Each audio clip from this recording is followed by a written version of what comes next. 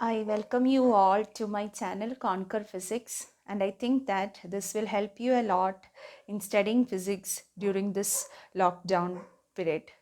Okay, so first we will discuss a simple chapter, that is light, reflection and refraction. So we start with light. So you all know what is meant by light and what is the role of light in our daily life. We are able to see the objects in our surroundings only because of light. Have you ever thought how you are able to see different objects? How you see different objects? First of all, light will be falling on different objects. Suppose, see, the surroundings are consisting of different types of objects: opaque objects, transparent object, translucent objects. Hope you have studied in lower classes. Okay, so when the light first it falls on opaque objects, okay, the light falling on opaque objects, it get reflected, and that reflected light, when it reaches our eyes, we can see those opaque objects. What about the case of transparent objects? How we are seeing transparent objects? The light which gets transmitted through the transparent objects, after getting transmission through this transparent object, no, that light, when it reaches our eyes, we see those objects. So actually different properties of light help us to see the different objects, and we see different phenomena related to light also, like formation of rainbow. It's a very wonderful phenomenon. Okay, such things also we observe. So light itself is a very fascinating theme actually. So we get into our topic, that is, first what we have is reflection. We will study about reflection. So what is reflection? What do you mean by reflection? Reflection means when light strikes a surface, any surface, from any surface, light gets rebound. So when light falls on a surface, no, it rebounds from that surface. That's what we might, so bouncing back of light when it falls on any surface is known as what? Reflection. That is the phenomenon of reflection. Now when we speak about reflection, this you have studied in lower classes also. So when we speak about reflection, first we will recollect the points what we learned in, I think, in 8th standard, that is reflection from a plane surface. So we consider a plane mirror. You have a plane mirror, okay, over which light falls. You have a plane mirror over which light falls. So this is the light which falls on the plane mirror. Okay, what will you call, what is the scientific term for that? Incident ray. You call it as what? Incident ray. This is the incident ray. Okay, when it falls on this mirror, no, or a plane reflecting surface, from there it get reflected. So this ray, it get reflected. The term we call it is reflected ray. So incident ray, reflected ray, and this is what, here we draw a line passing through this point. This point we call as what? Point of incidence. This is the point of incidence, and this line we call as normal. So this is the naming of different things in this light actually: incident ray, reflected ray, normal to the surface at the point of incidence, normal to the surface at the point of incidence. So these things we have. Now this angle, no, this is angle I we mark, and that is called as angle of incidence, and this angle we mark as R, that is angle of reflection. Okay, so angle of incidence and angle of reflection, you have the two angles I and R. Now, based on, or for this reflection from a plane surface, we have two laws. Not only reflection from plane surface, reflection from all surfaces, we have laws of reflection. So there are two parts of, so what we are discussing now is laws of reflection.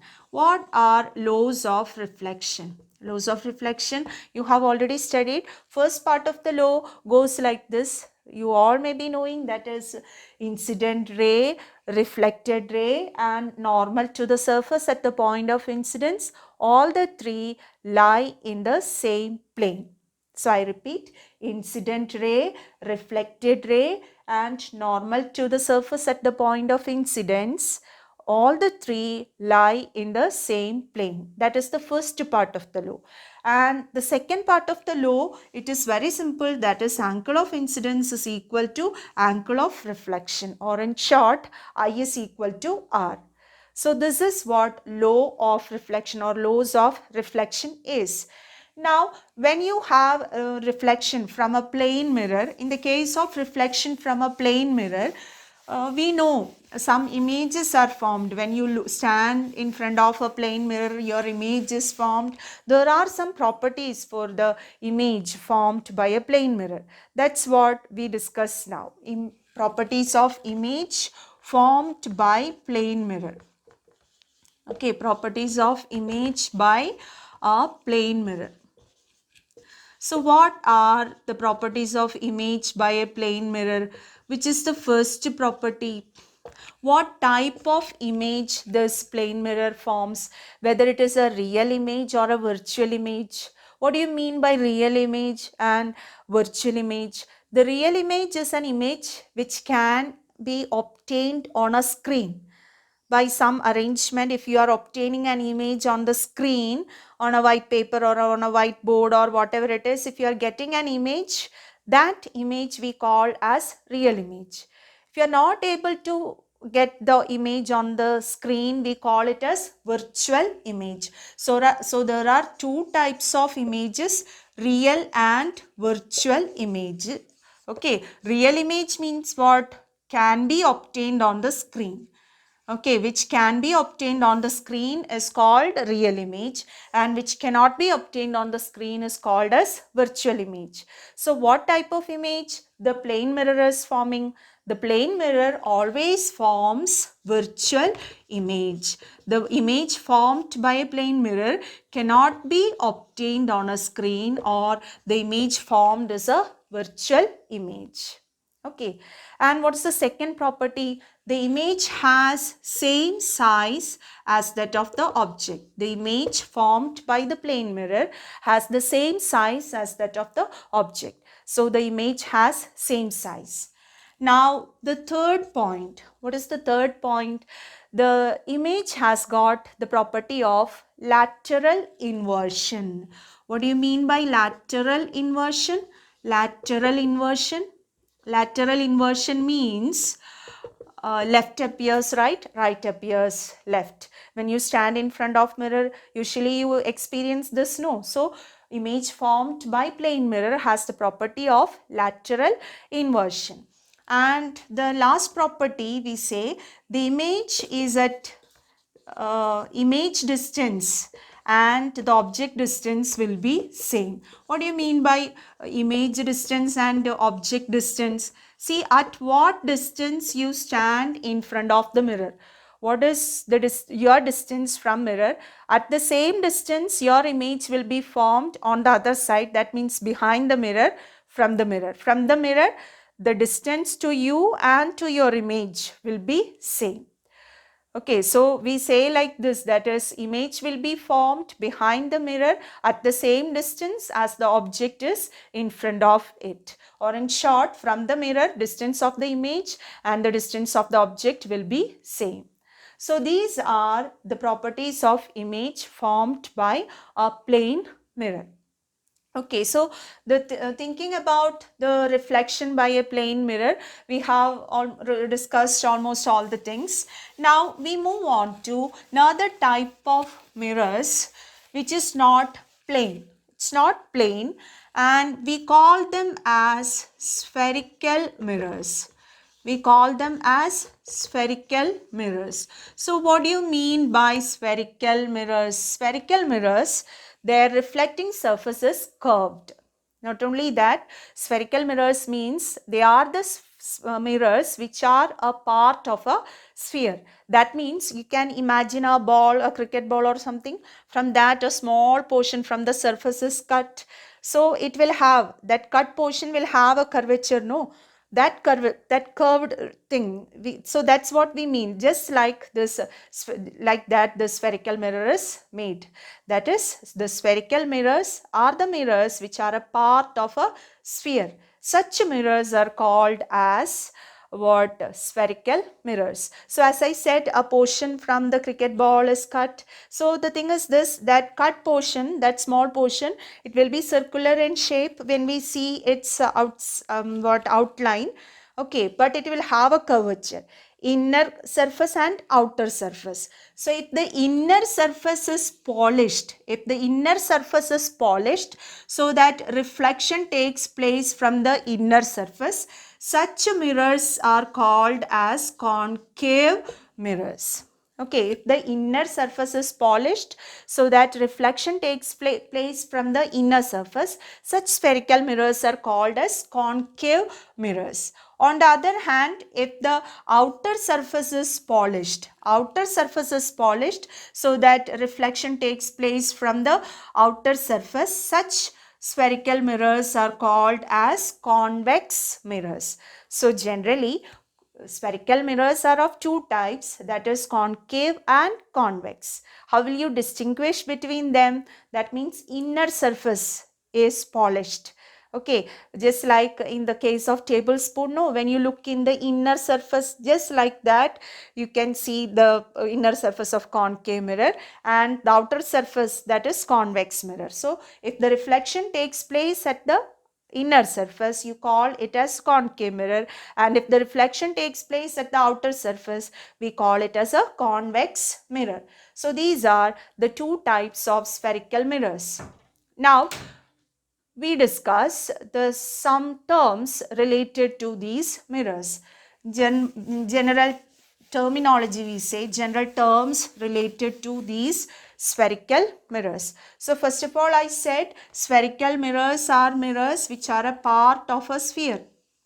So suppose this is a sphere. So suppose this is that portion which is cut from this sphere. This much is a what? Mirror.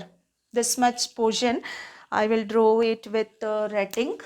So this is a sphere. So this sphere, from that sphere a portion is cut as a mirror, and that is the spherical mirror. And you know, from this diagram you can see it is a type of concave mirror.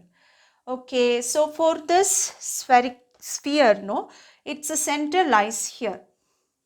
Okay, so for the spherical mirror, this point center is called as center of curvature. So first term what we discuss is center of curvature. So what do you mean by center of curvature? Center of curvature means the center of the sphere of which the spherical mirror is a part of. Okay, I repeat, center of curvature is the center of the sphere of which the spherical mirror is a part of. So in the diagram, this C is the center of curvature.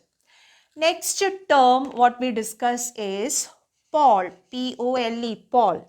Okay, so what you mean by pole is the geometrical center of the mirror. So the thing is this, the cut portion from the sphere, I said its outline. Suppose you keep that mirror in the paper and draw the outline, you will get it a circle. Okay, for that circle you will have a center. That we call as the geometrical center of the mirror. That geometrical center of the mirror we call as pole. So in the diagram we mark it as P. So that is pole. So 2 points we discuss, center of curvature, and the second point is pole, which is the geometric center. So both are different. Center of curvature is the center of the sphere, and pole is the geometrical center of that mirror. Okay. Now you can draw a line passing through these two, connecting these 2 points, center of curvature and this pole. And that line we call it as principal axis. So that is the third term, that is principal axis. So first one center of curvature, second one pole, third one principal axis. Okay, so principal axis is the line passing through center of curvature and the pole. Now the fourth point, The fourth point or the fourth term is aperture. What is meant by aperture? Aperture means, so I said no, when you keep the mirror in a paper and draw the outline, you will get the circle. So it's simply the diameter of that reflecting surface. So aperture means the diameter of reflecting surface is called as aperture. Reflecting surface, you understood, no, how much surface area is there for that mirror to reflect. That's what we mean by reflecting surface. Okay, so diameter of that reflecting surface is called as aperture. Now one more term we have, that is radius of curvature. The fifth term is radius of curvature. So what do you mean by radius of curvature? See this distance PC. That distance PC is called as radius of curvature. So what is radius of curvature? It is the radius of the sphere of which this mirror is a part of. So from the diagram, it is nothing but PC. So that distance we call it as radius of curvature. So only this much for today. The other terms related to this spherical mirrors we will be discussing in the next class. Thank you.